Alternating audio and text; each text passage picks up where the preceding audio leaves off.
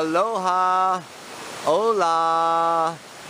Beautiful day, beautiful people, beautiful planet. This is Kaipacha with the weekly Pele report. Astrology for the soul for 2015. Oh yeah, December 11th, 12/11/15. Down here in Bali at the Lemurk, I think that's the name of it, waterfalls. There's a whole bunch of waterfalls here. But trying to get out here a little bit. And it's perfect for today because today the moon is in Aquarius, the water bearer. Oh yeah, you know, and Wednesday she goes into Pisces, the fish. So it's been raining today. The rain just stopped, but the rain gives way to these beautiful waterfalls. Oh yes indeed. And so then on Friday, she finally moves into some fire. Yeah, Aries. Until we have the first quarter moon. That first quarter moon is actually in the very late degrees of Pisces, 26 degrees Pisces, moving into a square with the sun at 26 degrees of Sagittarius. First quarter square coming up, yeah? In addition to that, of course, like I talked about last week, Mars is still in that opposition with Uranus squaring Pluto. Saturn is still in the square to Neptune. Jupiter is coming closer and closer and closer to a conjunction with the north node of the moon in Virgo, the sign of healing. I'll tell you what's healing. That's healing right there. That's my idea of healing. Yeah, baby. This Friday, Mercury, which, you know, came into Capricorn now, it's going to conjoin with Pluto. But probably, and on Sunday, it squares Uranus. But the big thing that I want to talk about is that on Saturday now, the sun comes into, you know, a square with the moon's nodes in the late degrees of Sagittarius. Sun square the moon's nodes just before it goes into Capricorn. It's the solstice day coming up, yeah? Monday, over there in the United States. It's going to be on Monday. The sun moves into Capricorn. Let's see what's going on over here. Oh man, I don't know. I got to negotiate. I don't want to make my video too wobbly, but I got to be jumping rocks here. There we go. Now we're getting a better view. Oh yeah. Yeah, this is what I'm talking about. All right. What's also very beautiful is that all through this week, being exact, on Sunday, Venus is trine Chiron. That Venus is moving through Scorpio, and yes, she's kind of dragging a few of us into the underworld to look at some of our dark side stuff.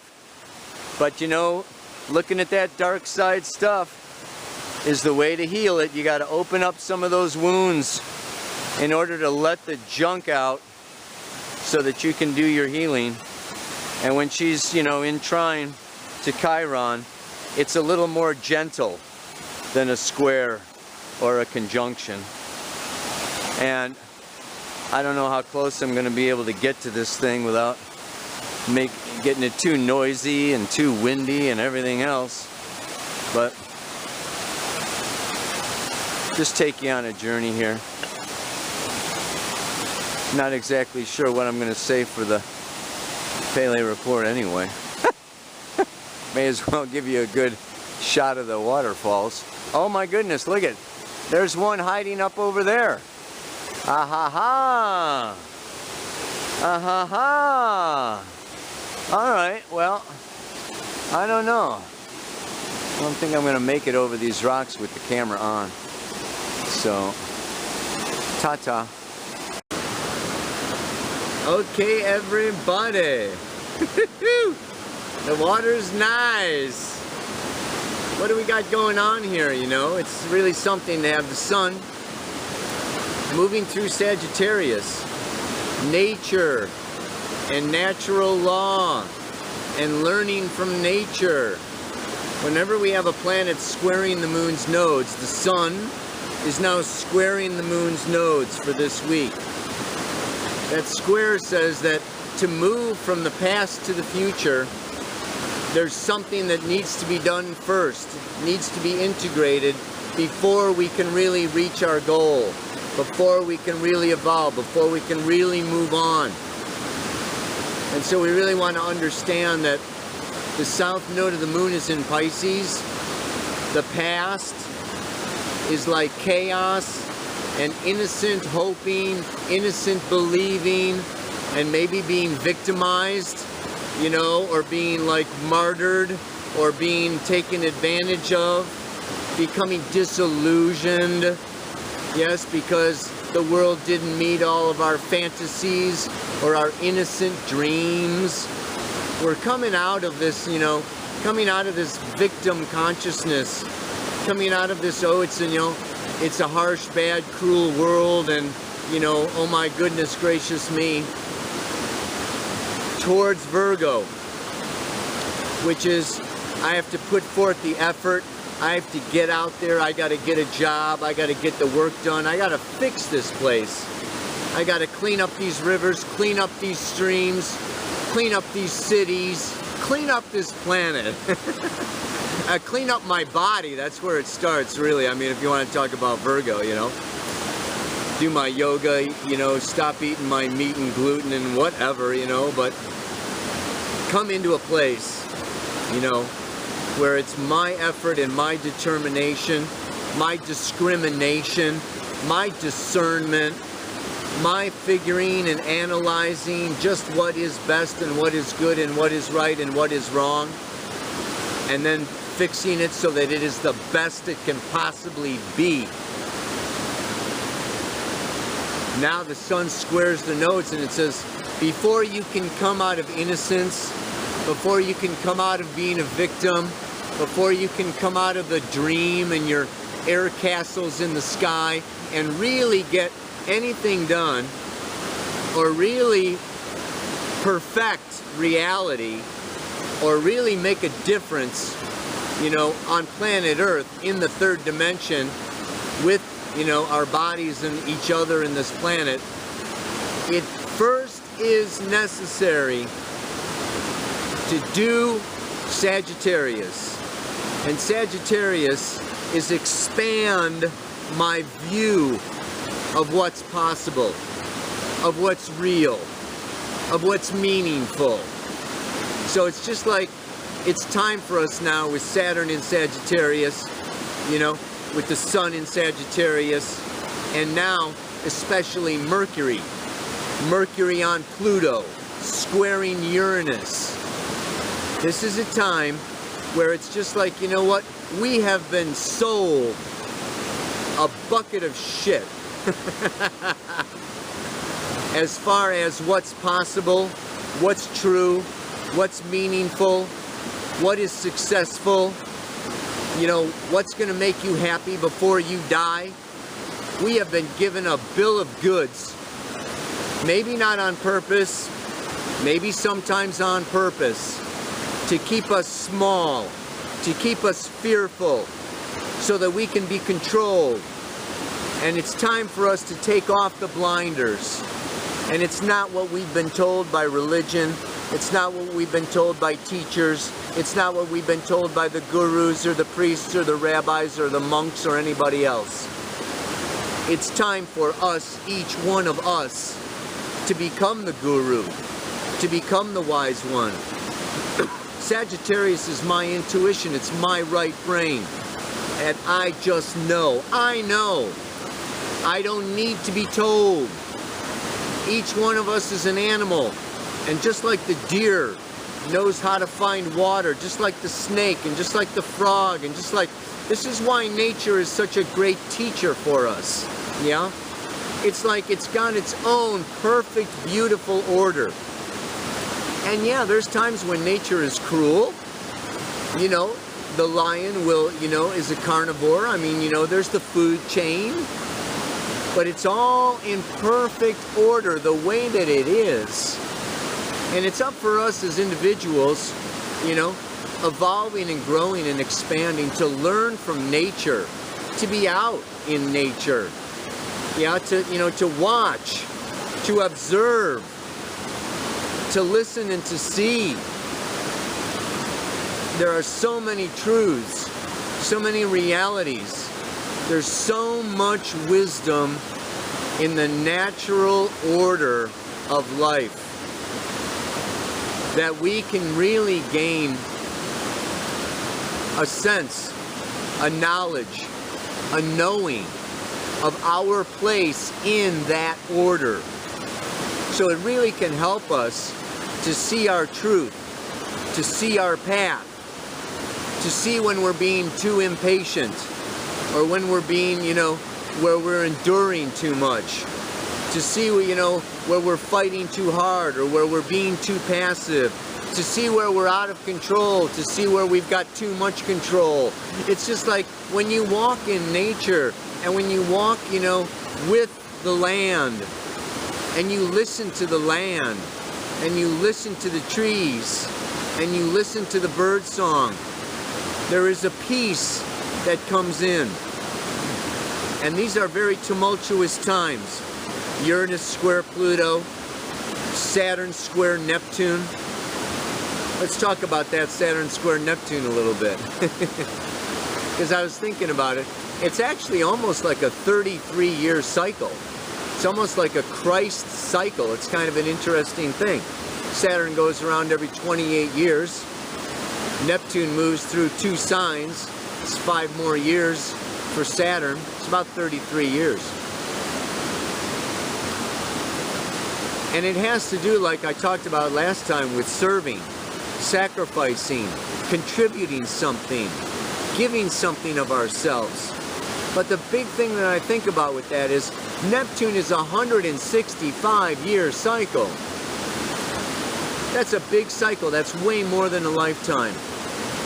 And Saturn has to do with patience. And all I can say is, you know, we're starting this age of Aquarius. It's a 2,000-year cycle. We're coming out of a patriarchy that lasted for over 6,000 years. There are big cycles of time. There are big changes in the structure and the DNA and everything to do with the evolution of the human species. And it's really, it behooves each one of us to really take a step back. Whether it's through meditation or contemplation or walking in nature or sitting by the river or listening to some music, chanting, listening to the didge a little bit, listening to the beat of your own heart. We can get caught up in the busyness of the city, in the busyness of the internet, where we just push a button and Google gives us an instant answer. And everything is, we got instant coffee, and we don't even like to stand in the line at Starbucks. It takes too long. You know, we want faster, faster, faster, more, more, more, more. And you know what? It's like putting that movie in fast forward. You miss what's really going on. Saturn is patience. Nature is slow. You hug a tree and you feel that tree and you feel how long it's been there and how deep its roots go and how many changes it has seen, you know, around it.